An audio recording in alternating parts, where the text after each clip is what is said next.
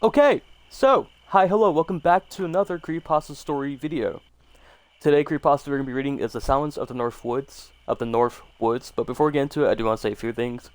First off, the video is one take. You already heard me mess up the title of the Creepypasta, so this video is a one take, so if you do hear me stumble, mumble, fumble, and mess up my words, I am sorry.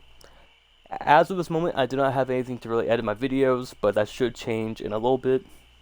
But for now, this is still going to be a one take. Second thing I do want to say, please consider using code GOONS at gamersubs.gg. It's code GOONS. You get 10% off at checkout if you use that code. Gamersubs is pretty much the equivalent of Kool-Aid for adults, and they have a lot of wonderful flavors, and I highly recommend them. So if you're interested, go check them out. The link is in the description. Okay, so outside of that, let's get into it. This creepypasta is called The Silence of the North Woods.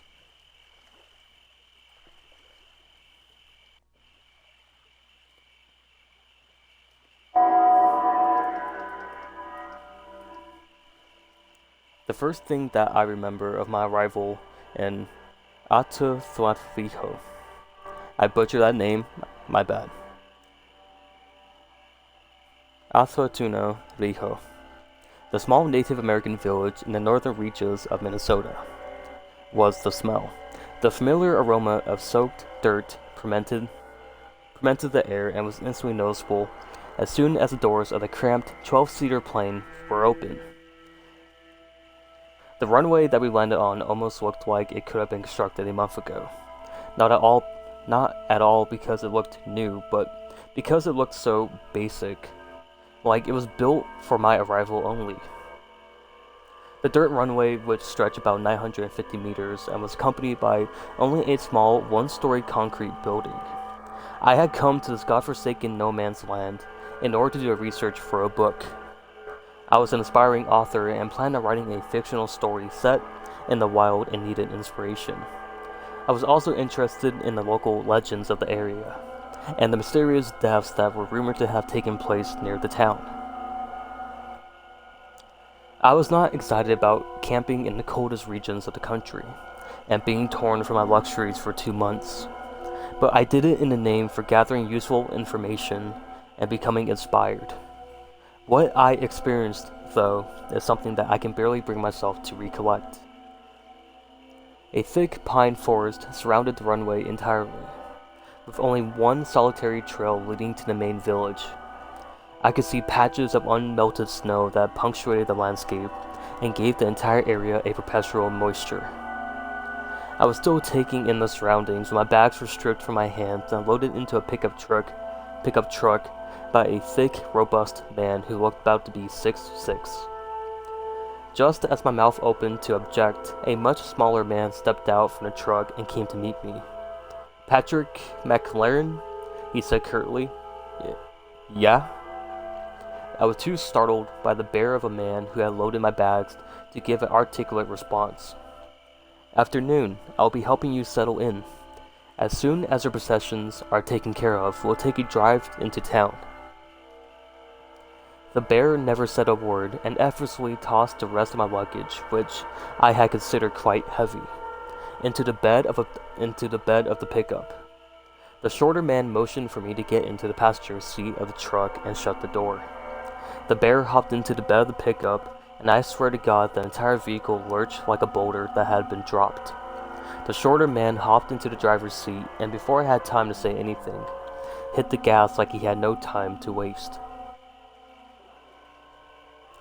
"Now that we're off, I suppose we have time to give you the details. My name is Adrian. I'll be showing you around and getting you settled into your new lodging." I continued to scan the forest. I could just barely make out the small clearing that were spaced out every couple hundred yards. "Alright," I responded. "Hey, how did you know my name?" I stopped. Something had just briefly flashed through my peripheral vision.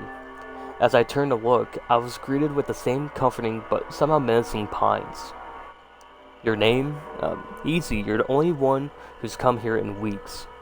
We don't get many tourists around these parts. There is only one name on the ledger and the only man on the plane. I put two and two together. This left me unsettled, but it made sense. The town is secluded and had little to offer a normal person. As we soon arrived to the town, and I was checked into the inn, my room was on the loft on the second floor, and every item in it seemed to be cloaked into a thin layer of dust. Oh well, I thought. I'll only be staying here for one night. I was brought down to the lobby to meet my guide, the man I'd be sharing a tent with for a month. Patrick, the short man said, "This is Abraham. He'll be your guide into the wilderness, and he'll give you insight to the more in-depth aspects of our culture." I extended my hand, which he firmly shook. "Nice to meet you," Abraham said with a nearly expressionless face. "Well then, now that the introductions are over, I say you both better get a good night's sleep. You'll need it." The frigid morning air chilled me to the core.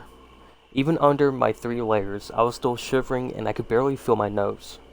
Abe and I set out on a small trail and walked for about an hour before we got to our campsite. Something wasn't right. My guide seemed tense, overly so, constantly whipping his head to face something that I never could see, never letting his guard down. Our campsite was in the middle of a large clearing next to half-frozen lakes. I didn't like being in the dead center of the meadow. It made me feel so vulnerable. After the tent was pitched, I went on a short walk around the vicinity. I couldn't shake this feeling of being followed. This eerie veil hung over the very atmosphere of this place. Every time I was sure something would be behind me, I would turn just to find absolutely nothing. Yet every time I tried focusing on the beautiful scenery, the more haunting it became. And by nightfall, I was already regretting this trip. In addition to the lingering paranoia, winds had picked up. They weren't strong, but just enough to make the hairs on the back of your neck stand upright. We made a fire and cooked some beans in a pot. But whenever I felt finally relaxed, I'd see something that would make my blood run cold. A figure, just barely visible, darting into the forest. A twig snapping a few yards behind me. Just something that will put me on the edge again. Abe and I climbed back into the tent and bundled ourselves into sleeping bags. It felt good to be out of the open, but the sobering reality that the only thing separating me from the outside was a thin piece of fabric settled in as well. I fell asleep surprisingly soon, but was woken up by the wind. It was no longer an eerie breeze, but a vehement, blustering storm. The tent was flapping and shaking wildly, and I could hear the trees and grass swaying and rustling violently. I tried to ignore it and bury myself into a sleeping bag, but several minutes later, I heard something that guaranteed me no sleep for the rest of the night. I could hear the wind calling something. The only way I recognized this was because the wind had a pattern. The whistling repeated in a way that was unmistakably a voice. After listening to it for several minutes, I could make out what it was calling. Defago. I had no idea what it meant, but it sounded like a name. Defago. Defago. I could barely contain myself. I rolled onto my other side to face Abe. "Do you fucking hear that?" But when I looked over at him, he was huddled in the corner of the tent, shaking, with his head buried in his knees. "Abraham, what the hell is this?" He didn't look up. "Hey, are you alright? What the fuck is going on?" Still nothing. I moved towards him and touched his shoulder, which caused him to snap his head up at me, with a look of the most genuine terror I have ever seen. We have to go. We have to go now. Now. We have to go. We have to go. We have to go now. He stammered. It's not safe. We have to go." As he said this, he began to get up and move towards the tent flap. Stop, no, we're not going out there. I don't know what the hell is happening, but going out there is the last thing I'm doing. And he was not fazed by this whatsoever, and continued crawling over me. As he reached for the zipper, I grabbed his arm. Abe, you cannot leave me out here. You can't leave me out here. He continued to wrestle with the zipper, and I grabbed his other shoulder and tried to keep him settled. He grew even more frantic and delivered a strong kick to my chest. I let go of him and I fell back down to the tent floor. He opened the tent flap and ran off into the night. Are you insane? You can't leave me out here! I screamed. I screamed out at him. And then I quickly lost sight of him. When I looked out into the night, I was stunned by what I saw. The air was still. The trees and the grass were motionless. This is impossible, I thought. Seconds ago, the entire tent was being ravaged by a windstorm. Even worse, the wind became silent. I heard screaming and identified it as Abe. It drew off into the distance and became inaudible. I wanted to cry. I zipped the tent flap up faster than I have ever done anything in my life, and I huddled in the corner, listening to the tense silence that hung over the outside. I awoke surprised, not startled by anything, but surprised. Surprised that I somehow fell asleep, even while gripped by the most intense fear I have ever felt in my life. After making sure that there was nothing outside waiting for me, I gathered my courage and stepped outside.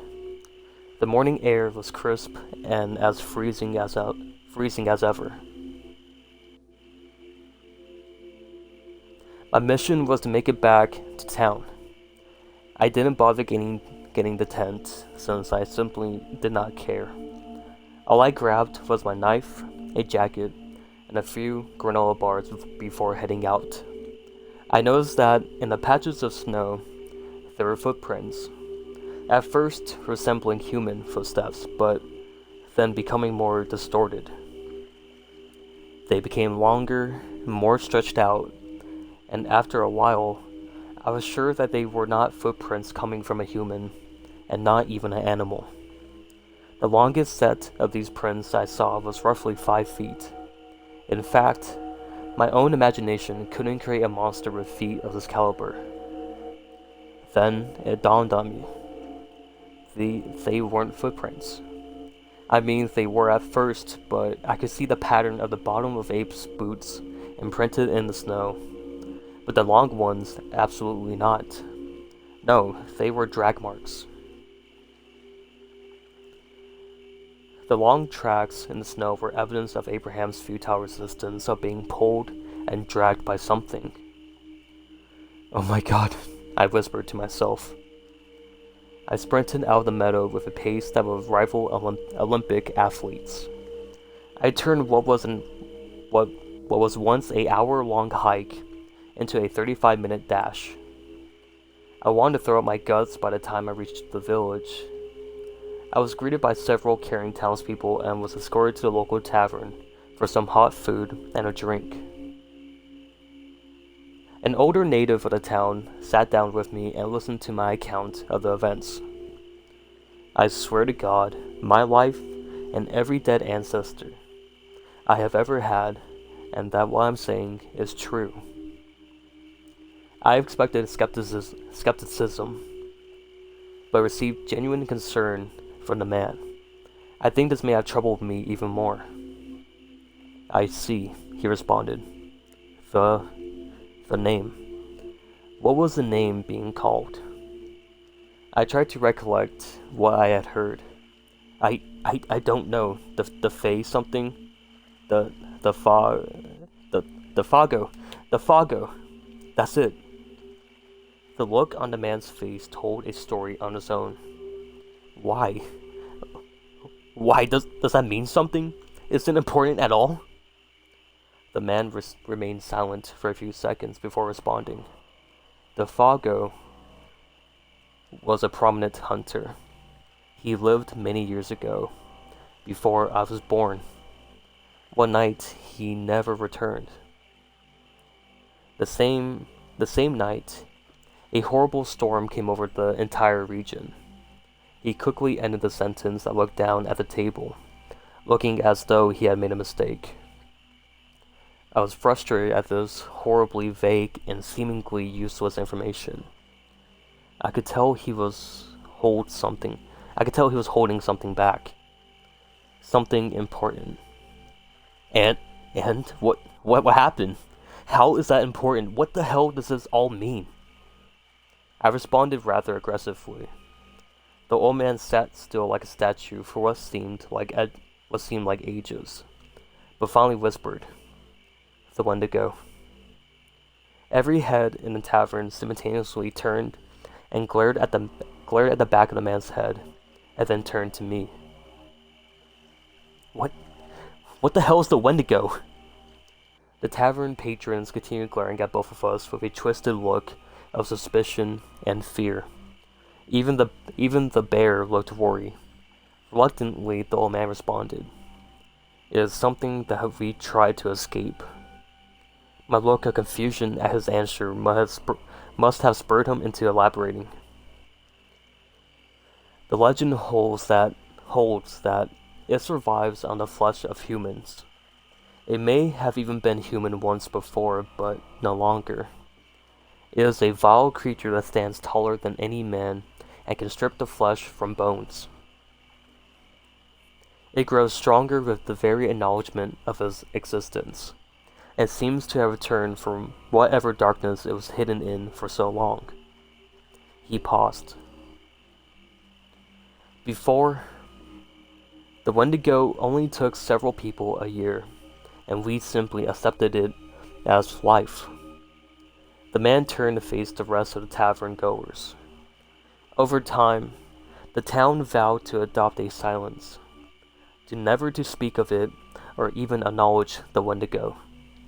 And soon, miraculously, the abductions waned. I looked up from my food, trying to process what I was hearing. "And the Fago?" The man nodded. The Fago was one man who attempted to conquer the Wendigo. Like I said, he never returned. But there was one more thing. One thing that didn't add up. Abraham. Why was he so disturbed? Why was he driven insane by the wind? And why did he frantically dart into the night like a madman? What did Abraham have to do with any of this? A somber look came over the man's face. "It's time for you to go home, Adrian." "Oh, it's time for you to go home. Adrian can arrange for your flight to be rescheduled for tomorrow morning." I got up to leave, and as I walked through the door, the bar patrons never shifted their gaze from me. I wanted answers, but I was exhausted already, overwhelmed by this impossible information. After weighing my options, I decided that I had to spend another night out in the woods. To this day, I had no idea what came over me. I can't imagine what could have motivated me to spend a night in the belly of the beast that not 12 hours before had abducted and most likely killed an innocent man. Whether it was the goal of being able to write out my experiences, a need for closure, or just pure delirium, something made me go back out there. My walk through the woods was even worse, because this time, I was alone. I didn't even try to convince someone to go with me. Something told me that I had doomed the entire town just by raising this monster from the dead, breaking the silence. The ever-present voyeuristic and dreadful paranoia was now piled with a load of guilt. I finally made it to my camping grounds and noticed that not much had changed. The looming trees remained standing and the sickening track marks on the snow still sat on the ground. I couldn't take it. I kicked the snow over to erase the marks and footprints. I followed the tracks, continuing to erase them. I followed them to the tree line, to the edge of the meadow, and I could see the kicked up dust and dirt in the woods, but there was something else. A massive wound on a tree, like someone had taken a jackhammer to it, and another one just a few feet further away.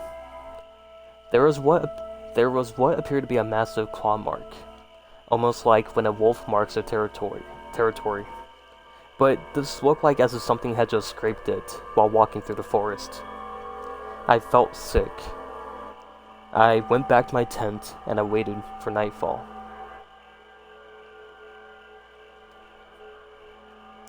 The wind picked up again.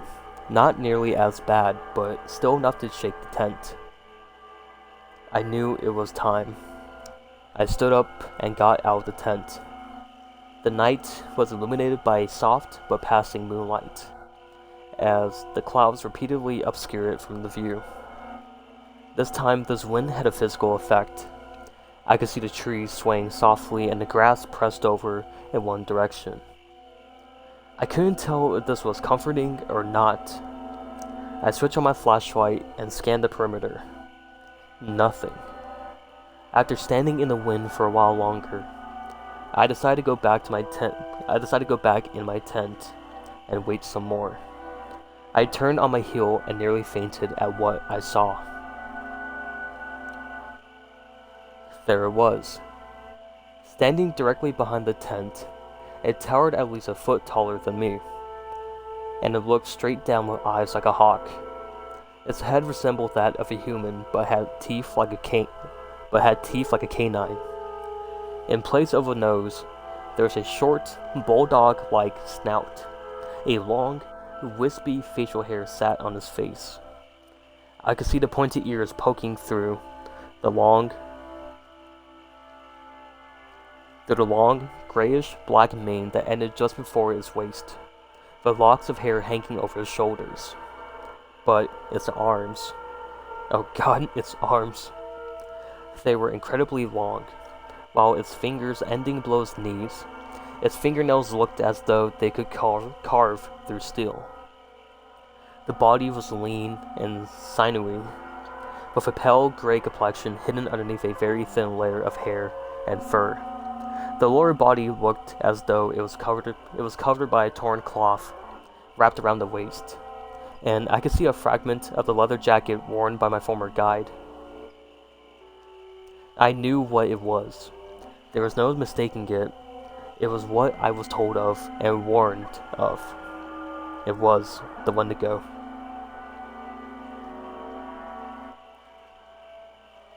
My voice was lost. I could barely breathe, let alone form a coherent thought. I didn't know what to do. I took half a step back, but before my foot even touched the ground, it suddenly crouched and leaped over the tent on all fours, knocking into me and ripping through my side with his massive talons. I scrambled to get away and began to frantically crawl towards the tree line. Violently snarling, it grabbed my leg and pulled me back at least 5 feet. My god, its strength was incredible. I was nearly lifted off the ground by the force. I rolled on my back and met his gaze yet again. I could see his hot breath steaming out of his nose in the cold night air. It let out a blood-curdling screech and pounced for me. I rolled, with great pain, several feet away, narrowly missing the creature's fatal strike. On its fours, it turned to face me again. I pulled out my knife and faced it upwards, and closed my eyes. This was it. I would die, but at least get one good shot in. It leaped for me, but was impeded by the blade. I heard the knife stick into the right side of his chest, causing the monster to release a foul screech a mere foot from my ears. Its breath stunk of rotting flesh and stale blood that nearly made me vomit. My ears rang, but somehow I got to my feet and began a desperate, adrenaline-fueled sprint to the tree line. As my hearing returned, I listened to the monster snarling with anger behind me. I hoped against hope that it hadn't begun to chase after me. If it did, I was done for. I made it to the edge of the forest and dodged several of the massive pines while continuing to hold my bleeding abdomen. I could make out the trail into the dim moonlight, and summed up all the strength I had to make it there. I never slowed my pace, for fear that if I let up for even a second, I'd be back in the arms of the beast. I ran out onto the trail and was instantly assaulted by a blinding light and a force that felt as if an elephant had rammed into me. Before I knew it, I was flying, and landed with a thud onto the dirt road. I opened my eyes and saw 3 figures. 2 of them were natives of the town, stepping out the truck they had just hit me with. The other was the Wendigo. It was standing silhouetted against the moon and at the edge of the dirt path opposite of me. It ripped a knife out of his chest and dropped it on the ground with almost an air of arrogance. I tried to get to my feet, but felt fiery, staggering pain in my left leg. One of the men helped me get to my feet and practically dragged me into the vehicle and tossed me into the truck bed like I was a sack of potatoes. The force of the landing on my broken leg brought tears to my eyes, but I was just too relieved to care. The man who brought me into the truck was the bear. I didn't have to see his face to know who that body and personality belonged to. The other man stood in terror in front of the monster, raising a pistol before him. Before he could pull the trigger, the Wendigo grabbed the man's leg and dragged him off into the woods. I could hear screaming and the sound of boots scraping against earth and snow. I don't remember what happened after that.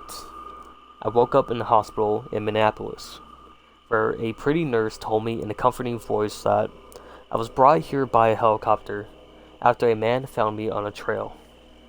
Apparently, I was attacked by a bear on a rock climbing expedition. I knew that it was completely untrue, but I just nodded my head and on the pillow.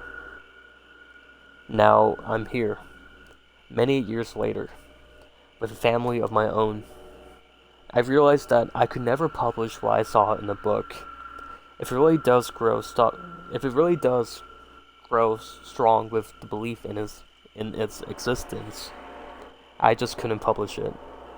Who knows what I've doomed in that town after going hunting for this thing. Generations of torment from the Wendigo. I just don't know.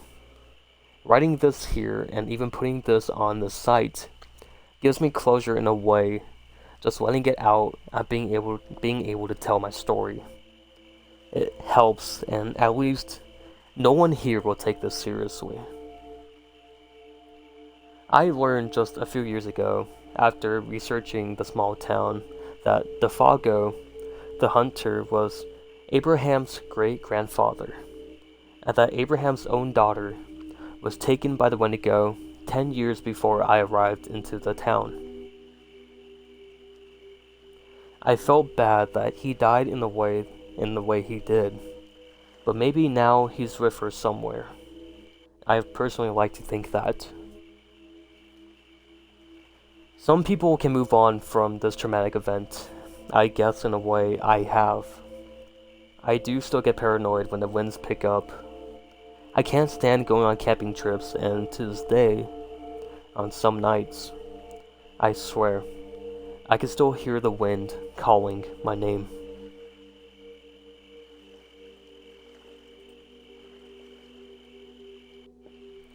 Okay, so that was The Silence of the North Woods. I really like that story. So I hope you all enjoyed this narration of it. Yet again, sorry if you have heard me stumble, mumble, fumble, and mess up my words. Especially saying that Native American town. I didn't really want to try to repeat it because I had this little thing called stupid, and I probably would have said it wrong. But yeah, that was written by Anonymous. I really wish that actually had a name attached to it. This was amazing. I really like this. But yeah, a lot of people are saying though, it's like people are saying that like, you know, the story's been done over and over again though. But when it comes to like even like a mythical creature like the Wendigo, I feel like it could be pretty simple just to put like, okay, I'm gonna go on a camping trip, and this monster comes out and tries to eat me or something like that. But I don't know. I think it was pretty good. I don't think I really have anything else to say. But I do have to keep you guys here for one more minute longer so I can clip it. But yet again, if you guys have enjoyed, please leave a like and consider subscribing. I'm trying to hit 500 subscribers by the end of the year. We're at 409, 408, I think right now. So wherever we're at, you know, I'll try to hit 500, and then after we hit 500, I'm gonna try to get to 1,000. I think it's doable, but I'm not too sure. But you know, yeah, again, thank you for making it to the end of the video. Yeah, I'm really trying to scramble to get to the end of this.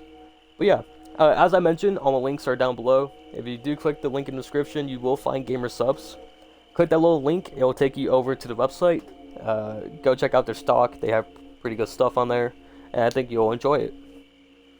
And if you do find something that interests you, use code GOONS and you'll get 10% off your checkout. 10% off your purchase. There we go. Yeah, you can also follow me down below. But I do want to say, thank you guys so much for watching, and I'll see you guys later. Bye everyone.